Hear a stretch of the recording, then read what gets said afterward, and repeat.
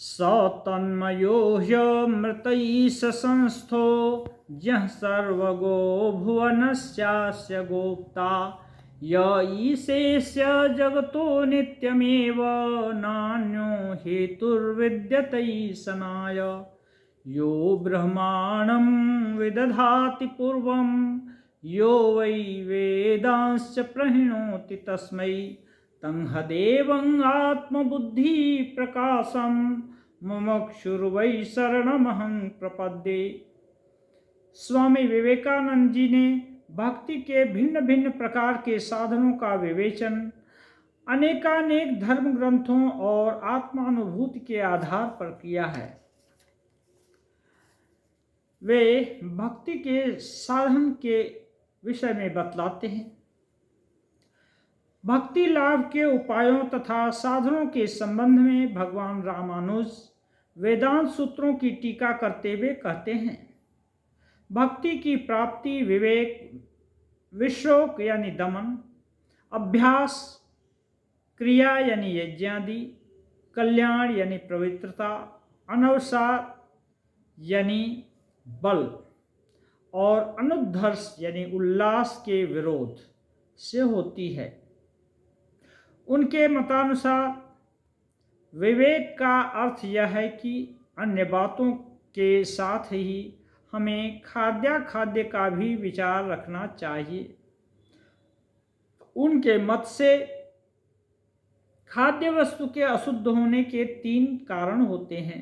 पहला, जाति दोष अर्थात खाद्य वस्तु का प्रकृतिगत दोष जैसे लहसुन प्याज आदि। दूसरा, आश्रय दोष अर्थात दुष्ट और पापी व्यक्तियों के पास से आने में दोष। और तीसरा, निमित्त दोष अर्थात किसी अपवित्र वस्तु जैसे धूल, केश आदि के संसर्ग से होने वाला दोष।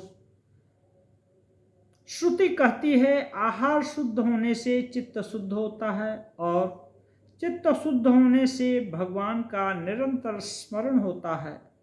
आहार शुद्धौ सत्व शुद्धि, सत्व शुद्धौ ध्रुवा स्मृति। छांदोग्य उपनिषद। यह वाक्य रामानुज ने छांदोग्य उपनिषद से उद्धृत किया है।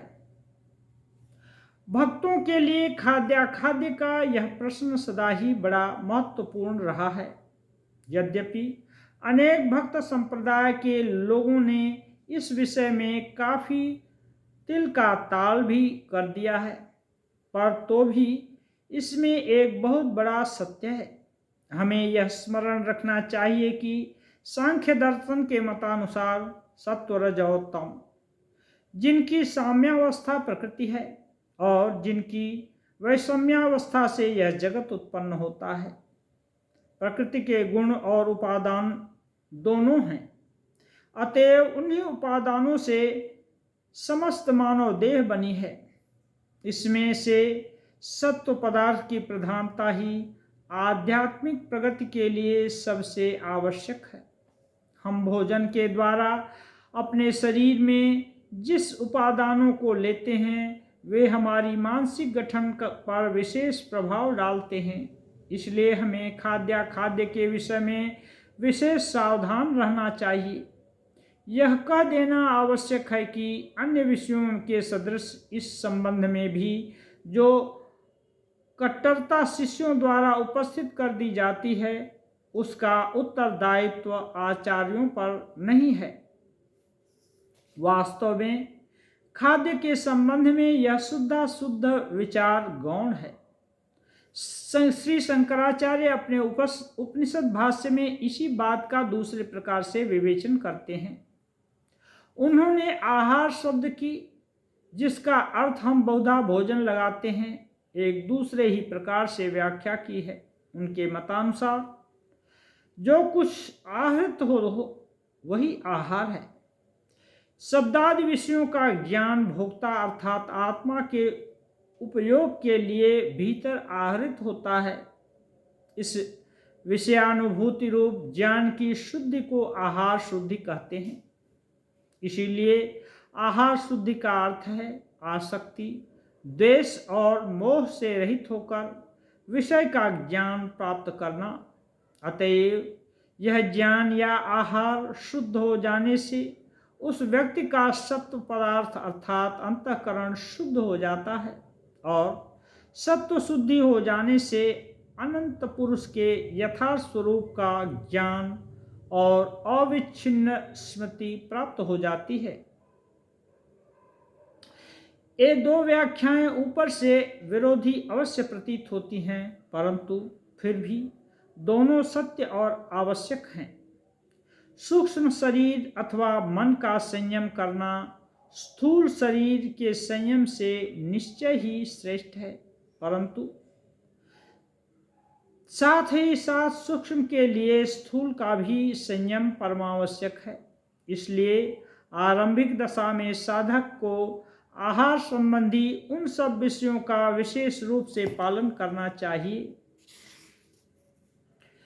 जो कि गुरु परंपरा से चले आ रहे हैं, परंतु आजकल हमारे अनेक संप्रदायों में इस आहार आदि विचार की इतनी बढ़ी चढ़ी है, अर्थहीन नियमों की इतनी पाबंदी है कि उन संप्रदायों ने मानव धर्म को रसोई घर में ही सीमित कर रखा है। उस धर्म के महान सत्य वहाँ से बाहर निकलकर कभी आध्यात्मिकता के भाव प्रकाश में जगमगा सकेंगे, इसकी कोई संभावना नहीं। इस प्रकार का धर्म एक विशेष प्रकार का कोरा जड़बाद मात्र है। वह न तो ज्ञान है, न भक्ति और न कर्म। वह एक विशेष प्रकार का पागलपन सा है। जो लोग खाद्य के इस विचार को ही जीवन का सार कर्तव्य समझ बैठे हैं, उनकी गति ब्रह्मलोक में न होकर पागल खाने में होना ही अधिक संभव है। अतएव यह युक्त प्रतीत होता है कि खाद्य का विचार मन की स्थिरता रूप उच्चावस्था लाने में विशेष रूप से आवश्यक है। अन्य किसी भी तरह वह स्थिरता इतने सहज ढंग से नहीं प्राप्त हो सकती। उसके बाद है विमोक अर्थात इंद्रिय निग्रह। इंद्रियों को विषयों की ओर जाने से रोकना और उनको वश में लाकर अपनी इच्छा के अधीन रखना, इसे धार्मिक साधना की नींव ही कह सकते हैं। फिर आता है अभ्यास अर्थात आत्मसंयम और आत्मत्याग का अभ्यास। हम लोग आत्मा में परमात्मा का कितने अद्भुत ढंग से अनुभव और कितने गंभीर भाव से संभोग कर सकते हैं, इसकी भी क्या कोई सीमा है। पर साधक के प्राणपण प्रयत्न से और प्रबल संयम के अभ्यास बिना यह किसी भी तरह कार्य में परिणत नहीं किया जा सकता। मन में सदा प्रभु का ही चिंतन चलता रहे। पहले यह बात बहुत कठिन मालूम होती है, पर अध्यवसाय के साथ लगे रहने पर इस प्रकार के चिंतन की शक्ति धीरे धीरे बढ़ती जाती है। भगवान श्री कृष्ण गीता में कहते हैं, हे कौन्तेय, अभ्यास और वैराग्य से यह ज्ञान प्राप्त होता है। अभ्यासेन तु कौन्तेय वैराग्येण च गृह्यते। उसके बाद है क्रिया अर्थात यज्ञ। पंच महायज्ञों का नियमित रूप से अनुष्ठान करना होगा। कल्याण अर्थात पवित्रता ही एकमात्र ऐसी भित्ति है जिस पर सारा भक्ति प्रासाद खड़ा है। बाह्य शौच और खाद्य विचार ये दोनों सरल हैं, पर अंतः शुद्धि बिना उनका कोई मूल्य नहीं। रामानुज ने अंतः शुद्धि के लिए निम्नलिखित गुणों को उपाय स्वरूप बतलाया है। पहला सत्य, दूसरा आर्जव अर्थात सरलता, तीसरा दया अर्थात निस्वार्थ परोपकार, दान, चौथा दान, पांचवा अहिंसा अर्थात मन वचन और कर्म से किसी की हिंसा न करना, छठा और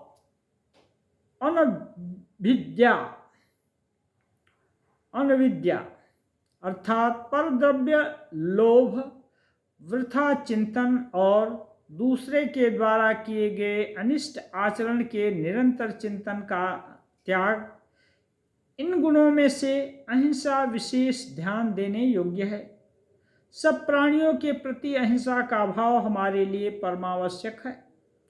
इसका अर्थ यह नहीं कि हम केवल मनुष्यों के प्रति दया का भाव रखें और छोटे जानवरों को निर्दयता से मारते रहें, और न यही जैसा कुछ लोग समझते हैं कि हम कुत्ते और बिल्लियों की तो रक्षा करते रहें, चींटियों को शक्कर खिलाते रहें, पर इधर जैसा बने वैसा अपने मानव बंधुओं का गला काटने के लिए बिना किसी झिझक के तैयार हों।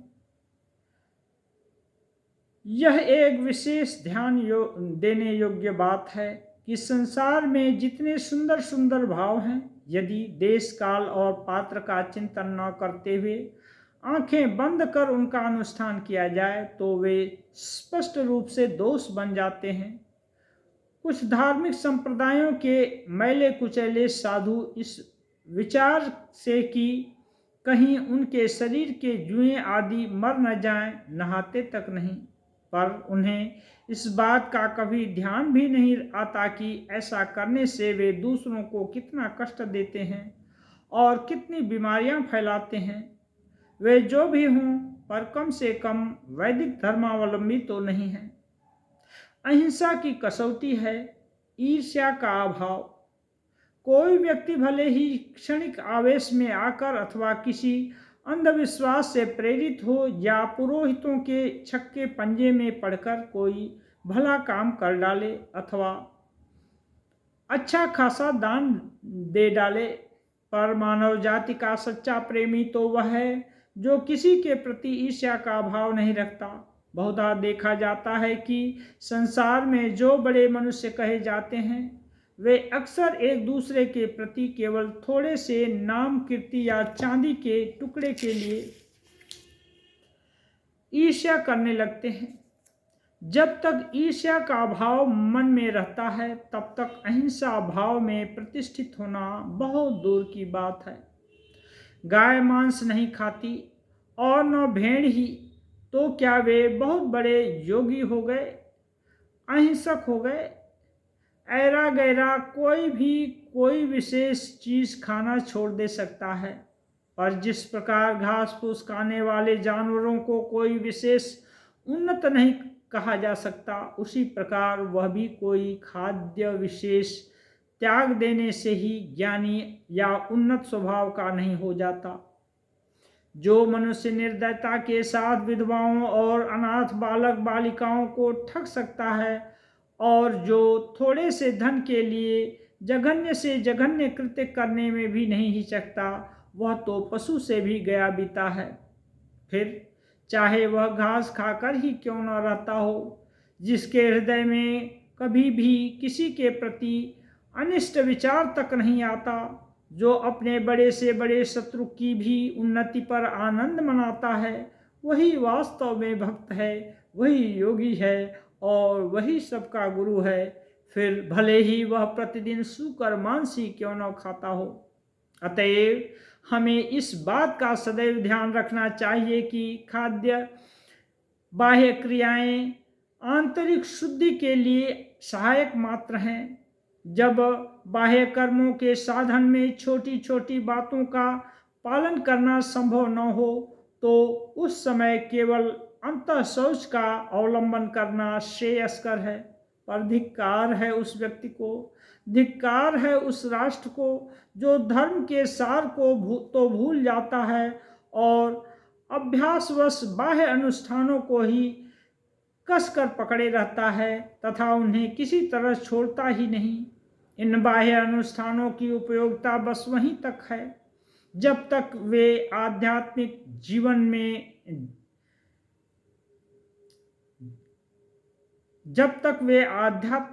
के द्योतक हैं, और जब तक वे प्राण शून्य हो जाते हैं तब वे आध्यात्मिक जीवन के द्योतक नहीं रह जाते। तो बिना किसी हिचकिचाहट के उनको नष्ट कर देना चाहिए। भक्ति योग की प्राप्ति का एक और साधन है अनवसाद, अर्थात बल। श्रुति कहती है, बलहीन व्यक्ति आत्मलाभ नहीं कर सकता, नायम आत्मा बलहीनेन लभ्य। इस दुर्बलता का तात्पर्य है शारीरिक और मानसिक दोनों प्रकार की दुर्बलताएं। बलिष्ठ दृढ़ व्यक्ति ही ठीक ठीक साधक होने के योग्य है। दुर्बल कृष शरीर तथा जरा जीर्ण व्यक्ति क्या साधन करेगा? शरीर और मन में जो अद्भुत शक्तियां निहित हैं, किसी योगाभ्यास के द्वारा यदि वे थोड़ी सी भी जागृत हो गई हैं तो दुर्बल व्यक्ति तो बिल्कुल नष्ट हो जाएगा। युवा स्वस्थ काय सबल व्यक्ति ही सिद्ध हो सकता है। अतएव शारीरिक बल नितांत आवश्यक है। स्वस्थ शरीर ही इंद्रिय संयम की प्रतिक्रिया को सहन कर सकता है। अतः जो भक्त होने का इच्छुक है उसे सबल और स्वस्थ होना चाहिए। अत्यंत दुर्बल व्यक्ति यदि कोई योगाभ्यास आरंभ कर दे तो संभव है वह किसी असाध्य व्याधि से ग्रस्त हो जाए अथवा अपना मानसिक संतुलन ही खो बैठे। जानबूझकर शरीर को दुर्बल कर लेना आध्यात्मिक अनुभूति के लिए कोई अनुकूल व्यवस्था नहीं है। दुर्बल चित्त व्यक्ति भी आत्मलाभ नहीं कर सकता। जो मनुष्य भक्त होने का इच्छुक है उसे सदैव प्रसन्न चित्त रहना चाहिए। पाश्चात्य देशों में धार्मिक व्यक्ति वह माना जाता है जो कभी मुस्कुराता नहीं, जिसके मुख पर सर्वदा विषाद की रेखा बनी रहती है और जिसकी सूरत लंबी और जबड़े बैठे से होते हैं।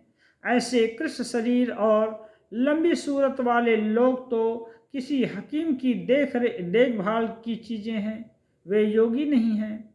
प्रसन्न चित्त व्यक्ति ही अध्यवसायशील हो सकता है। दृढ़ संकल्प वाला व्यक्ति हजारों कठिनाइयों से भी अपना रास्ता निकाल लेता है। इस माया जाल को काट कर अपना रास्ता बना लेना सबसे कठिन कार्य है और यह केवल प्रबल इच्छा शक्ति संपन्न पुरुष ही कर सकते हैं। परंतु साथ ही साथ यह भी ध्यान रखना चाहिए कि मनुष्य कहीं अत्यधिक आमोद में मत न हो जाए। यही अनुद्धर्ष है। अत्यंत हास्य कौतुक हमें गंभीर चिंतन के अयोग्य बना देता है। उससे मानसिक शक्ति व्यर्थ ही क्षय हो जाती है।